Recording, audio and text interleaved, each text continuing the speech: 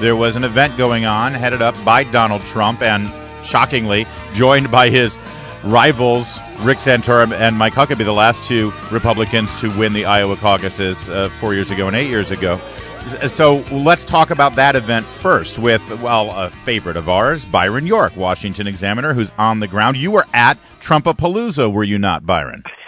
I was indeed. You know, everybody had to make a decision. You know, do you stay at the Trump at the debate, or do you go a couple of miles over to the Trump thing? So I hung around for a while before the debate and then headed over to Trump. So tell me what the scene was like there and what your take is of this strategic decision. I think, frankly, nationally it was a pretty good strategic decision for Trump, but he might be punished by those Iowa voters. What do you think, Byron? I think you raise a serious issue. It was at an auditorium on Drake University. It was a theater, and it held about, I think, 775 people.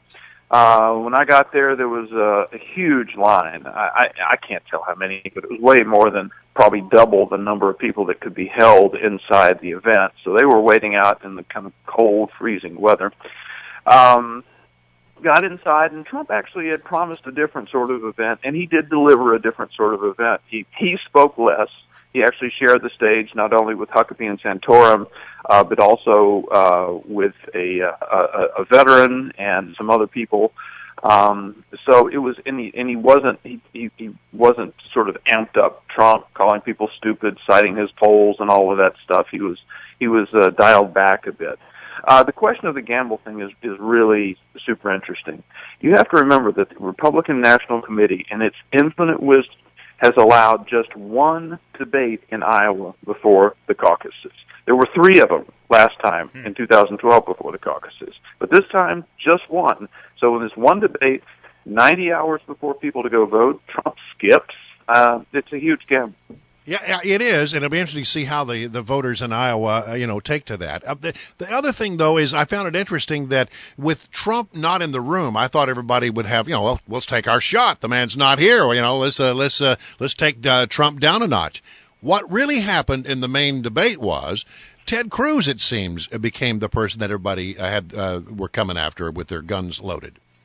Well, it's interesting. We have seen Jeb Bush, who seems to have, it's kind of personal between him and Trump. We've seen him go after Trump, but really in the previous debates even, and certainly on the campaign trail, there have been many occasions when the candidates were directing more fire at each other than at the front runner. Yeah. And, I mean, we all know that the guys in the so-called establishment lane, Rubio, Christie, Kasich, Bush, a lot of them seem to be trying to kill each other instead of the guy who's leading the race. So I think what you saw was a continuation of that. It's almost as if they're fighting with each other for the honor of taking on Donald Trump someday. Meanwhile, Trump is running away with it. But Byron York, now that the debate is over and you're going to start feeling that buzz on the street, right? This is the Friday before the Monday caucus, and Brian Wilson is heading out to Iowa so he can get his temperature there. I remember 4 years ago, the second I landed, about 3 days before the caucus, just like this, the first thing I started hearing was, Santorum is coming on. Santorum's coming on. What are you hearing right now? Well, I think Trump is still strong. Yeah. I think that's just what is happening here. There's this feeling that Cruz has slipped a bit. Certainly he had a really bad week last week. We know that. I thought he's kind of gotten his feet from back under him, but he is slipping a bit. And there's talk about Rubio coming up, and Rubio has even himself talked about doing better than some people thought he would. So I think you're going to see, if anybody's touting momentum, it will be Rubio. My sense right now is that Trump is still strong. Yeah, I think that's what the conventional wisdom is. But here's the thing. When you get to the caucus, it's about your ground game and whether you can turn your people out. Who has the strongest ground game there in your estimation? I think without a doubt it's Ted Cruz. Yeah. I mean, Ted, you talk to them, and they'll say we have 12,000 volunteers here in the state. We have 1,800 precinct captains and co-captains.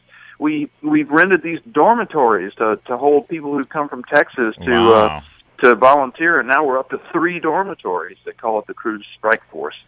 So, I mean, there's no doubt that he is really, really organized, and this is going to be kind of a test to see whether that traditional organization, which Cruz is doing, will beat the completely non-traditional operation of the Trump campaign. And I have to tell you, I don't know, and I don't think anybody else outside the Trump campaign really knows exactly the extent of their voter contact, get out the vote operation. All right, Byron York, we unlike 4 years ago, we actually have a very, very real race on the other side of the equation with the Democrats. In fact, one could argue that that's a closer race right now considering the polls. What's your take on what's happening with the Democrats?